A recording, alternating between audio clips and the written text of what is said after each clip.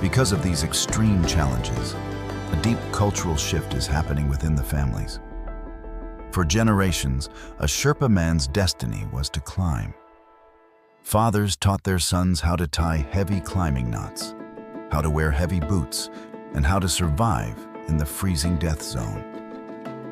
But today, the older generation wants something different for their children. Many veteran climbers who have lost brothers and friends to the avalanches are using the money they earn from foreign tourists to send their children away. They send them down the mountain, to the bustling, crowded city streets of Kathmandu. They send them to modern schools. They send them to the universities in New York, London, and Australia. They want their children to become doctors, software engineers, and business owners. They do not want them risking their lives on the dangerous blue ice of the Khumbu icefall.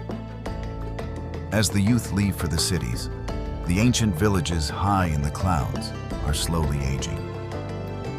It leaves us with a profound, bittersweet question about the future. Because the environment itself is completely lethal. If you watch a documentary about climbing Mount Everest, you will see a terrifying landscape called the Khumbu Icefall. It is a moving, shifting river of massive blue ice blocks, deep black crevasses, and towering frozen cliffs.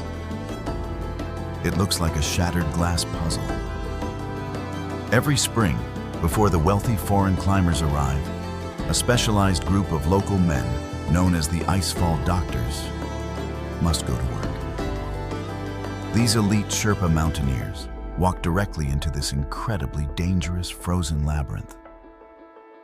Wearing heavy crampons on their boots, holding sharp metal ice axes, and carrying hundreds of feet of thick nylon climbing rope, they build the path.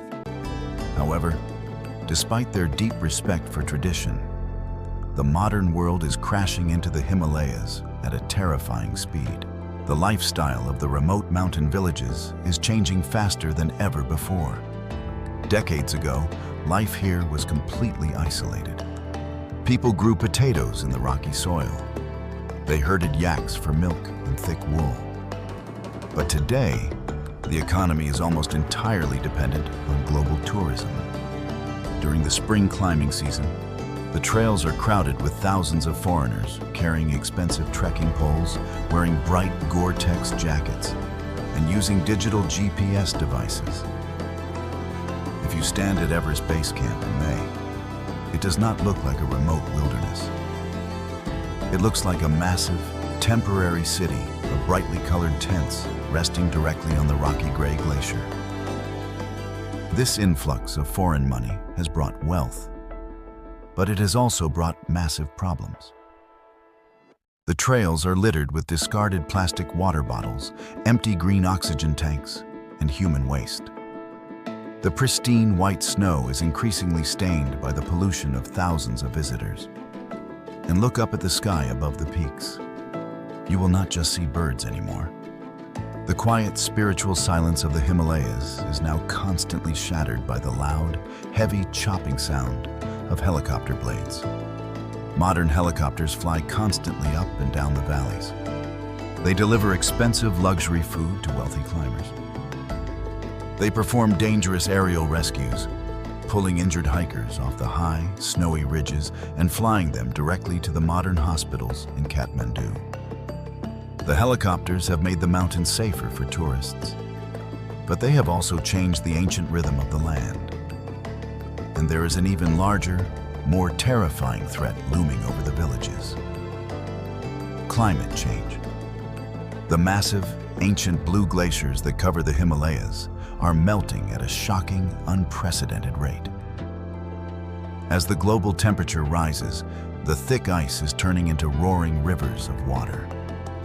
Deep, unstable lakes are forming at the top of the mountains. For the people living in the small stone houses in the valleys below, this is a ticking time bomb. If one of these high-altitude glacial lakes breaks its natural dam, millions of gallons of freezing water and massive boulders will wash down the mountain, completely destroying the villages the suspension bridges, and the farms. The Sherpa people have survived avalanches, freezing temperatures, and thin oxygen for centuries. But they cannot stop the ice from melting. The Sherpas do not view the mountains as empty rocks to be conquered. If you walk through any village in the Himalayas, you will instantly notice the vibrant, beautiful colors of their religion. The landscape is completely covered in thousands of bright red, blue, yellow, green, and white prayer flags, fluttering wildly in the strong mountain wind. You will see ancient stone monuments called stupas, painted with the mystical eyes of the Buddha. You will see elderly people spinning heavy brass prayer wheels with their hands, muttering ancient, rhythmic chants. The Sherpas practice Tibetan Buddhism. To them, the mountains are alive. They are the sacred homes of powerful gods and spirits. They do not call the highest mountain Everest. They call it Chomolungma, which translates to the Mother Goddess of the World. Before any Sherpa steps foot on the dangerous glaciers to begin the climbing season, the entire village gathers for a sacred ritual called the puja ceremony. Buddhist monks wearing thick red robes sit on wooden carpets. They light small fires using dried juniper leaves, creating thick, sweet-smelling gray smoke that rises into the freezing air. They offer rice, butter, and baked goods to the mountain. They chant deep, echoing prayers, asking the goddess of the mountain for permission to climb, and asking for safe passage through the deadly snow. In modern society, we use technology to force our way through nature. We blow up mountains with dynamite to build highways. But in the Himalayas, respect is the only way to survive. You do not demand anything from the mountain. You ask for its mercy.